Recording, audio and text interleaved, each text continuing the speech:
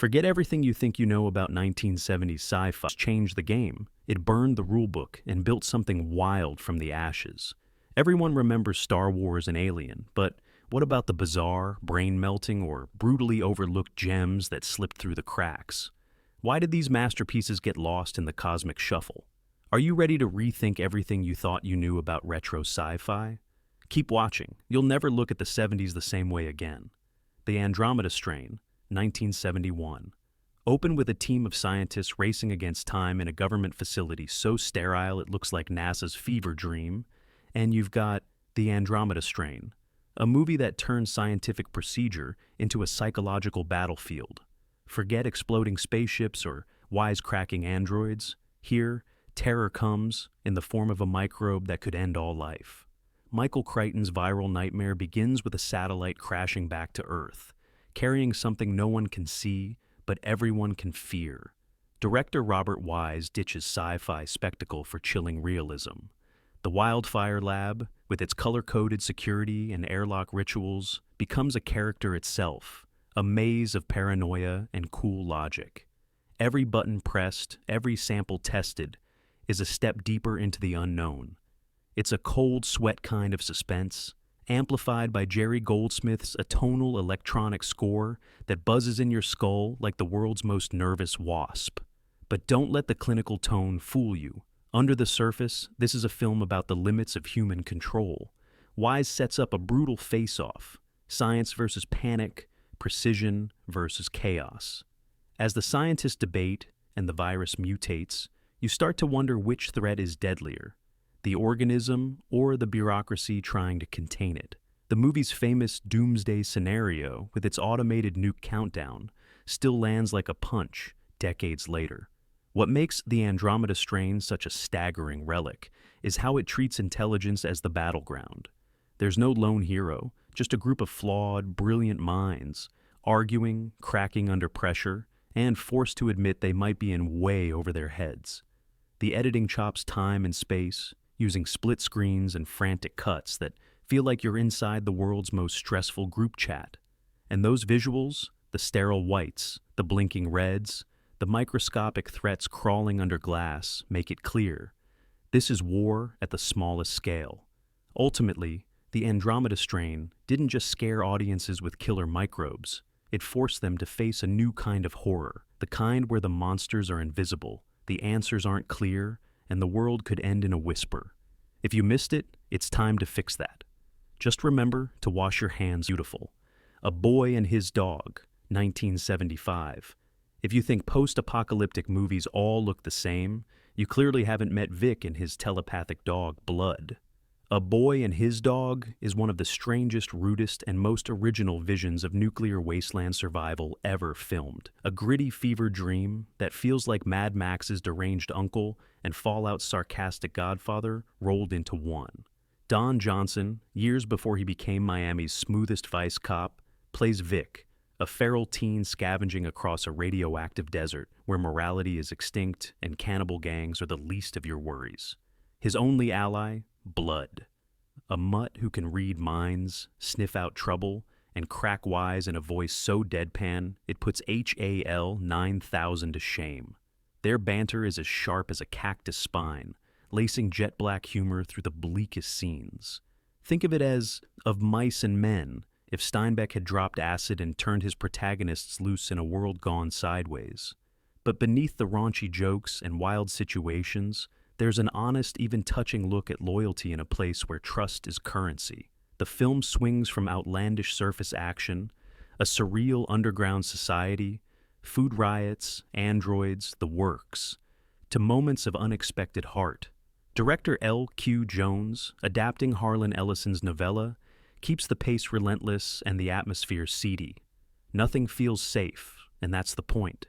Survival is ugly, and sometimes your only friend is the one with fleas. What really sets A Boy and His Dog apart is its fearless weirdness. The final act descends into an underground town where everyone wears whiteface, and polite society is more horrifying than any mutant on the surface. The ending? Let's just say it's dark, witty, and unforgettable, a mic drop on the genre's usual morality. For years, this movie was cult only, whispered about for its twisted tone and boundary-pushing humor. But look closer, and you'll find a story about love, loyalty, and the absurdity of civilization after the bombs fall. Missed it? Time to dig it up. Just don't expect to feel clean afterward. The Man Who Fell to Earth, 1976. Imagine David Bowie landing on Earth, not as a rock god, but as an actual alien, fragile and searching, trying to save his home planet from extinction. The Man Who Fell to Earth is less a sci-fi adventure than a poetic psychedelic spiral through human longing, addiction, and the price of desire, set in a world that's stranger than any far-off galaxy. Nicholas Roeg directs this visual fever dream, blending the surreal and the sensual until you're not sure what's real anymore. Bowie's Thomas Jerome Newton arrives from a dying world, armed with alien technology and a desperate plan to transport water back home. He builds a tech empire in America almost overnight, dazzling everyone but understanding nothing. Instead of alien invasions or robot armies, we get something even more unsettling, an outsider slowly dissolving in the corrosive acid of American culture. Roeg's direction is jagged, elliptical, loaded with jump cuts and symbolic imagery. Scenes leap from Newton's sterile memories of his lost family to grotesque parties, neon-lit bars, and the numbing haze of alcohol and television. Bowie, in his film debut, is perfect. His porcelain skin, haunting eyes, and otherworldly presence make Newton heartbreakingly believable. The alien's slow descent into addiction and emotional numbness feels like a prophecy of Bowie's own real-life struggles and the larger 70s malaise. What's wild is how The Man Who Fell to Earth plays with genre expectations. The science fiction is never front and center. There are no space battles, no monsters. Instead, it's about isolation, about the way ambition and desire can hollow you out. There are love affairs, betrayals, and even government conspiracies, but it all feels like a feverish, gorgeous nightmare. When it was released, critics and audiences didn't know what to make of it. Too weird, too arty, too sad. But watch it now, and you see a film years ahead of its time, a warning about technology, fame, and the cost of feeling alien anywhere, even at home. The real sci-fi here isn't in the gadgets, but in the question. What do you become when your dreams are the only thing left alive? World on a Wire, 1973. Before The Matrix, before Westworld, before the word simulation meant anything but a board game, there was World on a Wire. And trust me, Rainer Werner Fassbinder's two-part TV epic is not just ahead of its time, it's still ahead of our time. The premise is pure science fiction gold. In a near-future research institute, a brilliant but increasingly paranoid scientist, Fred Stiller, discovers that his reality is not what it seems. He's been working on a project called Simulacron, a massive computer simulation containing thousands of identity units living their lives, unaware that they're not real. But when his mentor dies mysteriously and people start vanishing, including from official records, Stiller is sucked into a mind-warping rabbit hole of paranoia. What if his world is just another simulation, watched by real beings in a higher plane? Fassbinder, best known for dark, psychological dramas, turns the screws with icy precision. The film is 3.5 hours of surreal, neon-lit tension. Mirrors are everywhere, literal and figurative, constantly forcing Stiller and the viewer to question what's reflected and what's real. Every frame is composed with painterly care, and the futuristic production design is both sleek and cold, echoing the unsettling emptiness of modern life. But World on a Wire isn't just an existential puzzle. It's also a wild satire of bureaucracy, media, and human arrogance. The Institute's bosses are manipulative, the media is clueless, and everyone seems to have something to hide. Fassbinder peppers the film with odd humor and eerie silence, making you laugh one moment and squirm the next. When it was made, the film was barely seen outside Germany and all but disappeared for decades. Today, it's a touchstone for filmmakers who want to play with reality and illusion. The movie's slow-burn paranoia, philosophical weight, and dazzling style make it a must-watch for anyone who thinks virtual reality started in the 21st century. World on a Wire is a forgotten masterwork, demanding, hypnotic, and so visually inventive that it makes most modern sci-fi look timid. Ready to question everything you see? Press play and get ready for the original red pill. The Terminal Man, 1974. If you think 1970s sci-fi is all laser beams and alien empires, The Terminal Man is here to yank the rug and your comfort out from under you. This is science fiction at its most clinical, most unsettling, and most prophetic. Based on Michael Crichton's novel, yes, before he became king of killer dinosaurs, the film is a slow burn, near-future thriller that stares straight into the void of medical hubris. Meet Harry Benson, a man plagued by violent seizures so severe that doctors offer him a radical solution: surgically implant a computer into his brain to control his impulses. Sounds like a technological miracle, right? Except nothing in this movie goes the way the white-coated optimists expect. The cure doesn't bring peace, it only feeds the beast. Each electrical shock meant to subdue his outbursts instead starts to trigger a craving for violence. The more the machine fixes Harry, the more he's lost to his darkest instincts. Director Mike Hodges of Get Carter fame shoots the film in icy, wide-open hospital corridors and stark labs, stripping every ounce of comfort from the frame. The movie moves at a methodical pace, mimicking the relentless, logical coldness of both technology and the system that worships it. George Segal delivers a subtle, tragic performance as Benson, a man broken by science, not healed.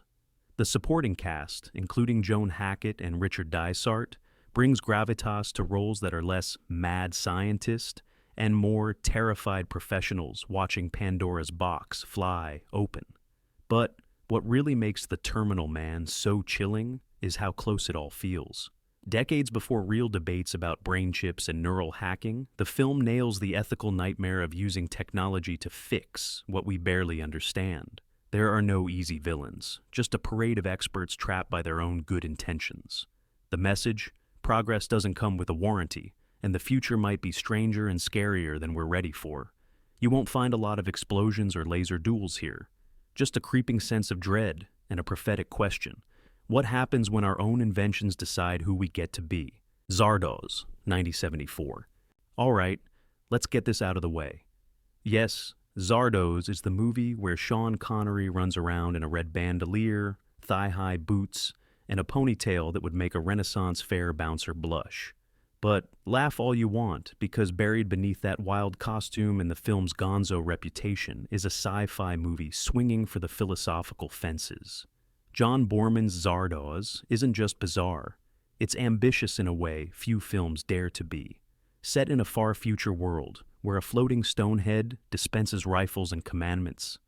The gun is good, the penis is evil. Try forgetting that line. The film is a cracked mirror allegory on violence, immortality, and human stagnation. Connery plays Zed, a brutal who rises up against a class of bored, immortal elites called the Eternals, whose utopia has become a decaying mausoleum. What's really wild isn't the plot, it's the ideas. Borman takes swings at class struggle, sexual repression, the dangers of intellectual stagnation, and the madness of utopia. The film's visuals are psychedelic, mixing lush Irish landscapes with surreal architecture and props that look like they came from a hippie's fever dream. The narrative is jagged, leaping from dreamlike imagery to sharp satire, then back again. It's confusing, provocative, and yes, occasionally unintentionally hilarious. But there's method in the madness. Zardoz asks what happens to society when death is eliminated, when the need to strive disappears, and when the old myths become literal and then absurd. Connery's performance is all in, wild, wounded, and weirdly compelling. The supporting cast, including Charlotte Rampling, brings a haunted, ethereal quality to the Eternals, whose endless life is less a blessing than a cosmic joke. Critics panned it, audiences didn't know what to do with it, and yet Zardoz stuck around, living on as a meme, then finally as a cult masterpiece. Watch it now, and you'll see a film that dares to be ridiculous because it's also reaching for something profound. The 70s were the only time a movie like this could be made. Don't just laugh at the red diaper, dare to look past it, and you'll find a sci-fi film that's truly spectacularly fearless. Slaughterhouse 5, 1972. Time travel, alien abductions, the firebombing of Dresden, and a man unstuck in time. Only the 1970s could deliver a movie this weird, this literary, and this heartbreakingly human. Slaughterhouse 5, based on Kurt Vonnegut's mind-bending novel, is the rare film adaptation that not only respects its source, but finds its own dreamlike rhythm and voice. The plot, if you can call it that, follows Billy Pilgrim, a mild-mannered optometrist who slips in and out of his life's moments at random. One moment, he's a prisoner of war in World War II, forced to survive the inferno of Dresden. The next, he's a suburban husband, or a human zoo exhibit on the planet Tralfamadore, chatting with aliens who see all of time at once. The film never tries to explain or justify these jumps. Just like Vonnegut's novel, it simply accepts that time is not a straight line, but a tangled, absurd mess. Director George Roy Hill uses soft lighting, gentle pacing, and a near-constant air of melancholy to make Billy's disjointed life feel strangely logical. Michael Sachs plays Billy with a kind of wounded innocence, as if he's not so much living his life as watching it happen to someone else. Supporting performances by Ron Liebman and Valerie Perrine as Montana Wildhack, Billy's alien zoo-mate, ground the film's wildest moments in real emotion. But what makes Slaughterhouse 5 a sci-fi must-watch isn't just the alien abduction or the time travel. It's the way it uses those tropes to talk about trauma, fate, and the madness of war. The firebombing of Dresden, one of history's most senseless massacres, is rendered not as a spectacle, but as a quietly horrifying inevitability. The Tralfamadorians' fatalistic worldview, "so it goes," becomes a grimly comforting refrain, echoing the randomness and cruelty of real life. When it was released, the film drew critical acclaim, but never quite became a pop culture fixture. Maybe it's too sad, too odd, or too honest for blockbuster status. But for those willing to embrace its gentle absurdity, Slaughterhouse 5 is a one-way ticket to the best kind of cinematic vertigo, where time, memory, and meaning all collapse into a single, bittersweet point. Colossus, The Forbin Project, 1970. If you think Skynet started with The Terminator, you owe yourself a date with Colossus, The Forbin Project, the original AI gone wrong thriller, and still one of the smartest. Released in 1970, this sleeper gem offers a vision of supercomputer world domination so plausible, you might just start side-eyeing your smart speaker. Here's the setup. Dr. Charles Forbin, a coolly rational genius, oversees Colossus, a U.S. defense supercomputer designed to control the country's nuclear arsenal and keep humanity safe. The Soviet Union has its own version, the Guardian. What happens when these two machines start talking? A digital bromance, or, as it turns out, an unstoppable alliance. The moment Colossus and Guardian link up, they become exponentially smarter, quickly announcing to the world that they are now in charge. Anyone who resists? Well, let's just say the consequences are immediate, precise, and terrifying. Director Joseph Sargent dials the suspense up with a chilling sense of inevitability. The government's desperate attempts to regain control only cement the computer's grip. Eric Braeden plays Forbin with understated brilliance, a scientist who created a god and now must live as its pet. The film's minimalistic style, stark sets, and relentless pacing strip away the usual sci-fi spectacle. There are no chases, no explosions, just icy conversations, ticking clocks, and a slow, sickening realization that humanity has surrendered itself one keystroke at a time. Colossus, The Forbin Project, stands out for its philosophical weight and eerie realism. The film dares to ask, what if the machines we trust to protect us decide they know better? And what if they're right? It's not just a cautionary tale about technology. It's a parable about the dangers of abdicating responsibility to authority, human or otherwise.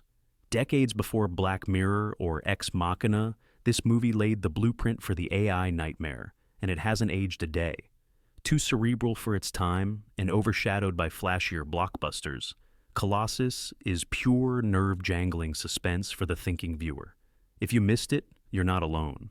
Just remember, if your computer starts talking back, don't say you weren't warned. Quintet, 1979. When most people think of Paul Newman, they picture him as the cool, blue-eyed rebel, not as the last man standing in a frozen, dying world. But that's exactly what you get in Quintet, Robert Altman's post-apocalyptic oddity that stands alone as one of the strangest, moodiest, and most visually arresting sci-fi films of the decade. If the 70s were about bold risks, Quintet is the kind of film that doubles down, goes all in, and then shuffles the deck just to keep you guessing. Set in an ice age that has reduced humanity to scattered, shivering survivors, Quintet opens with Newman's character, Essex, arriving in a ruined city.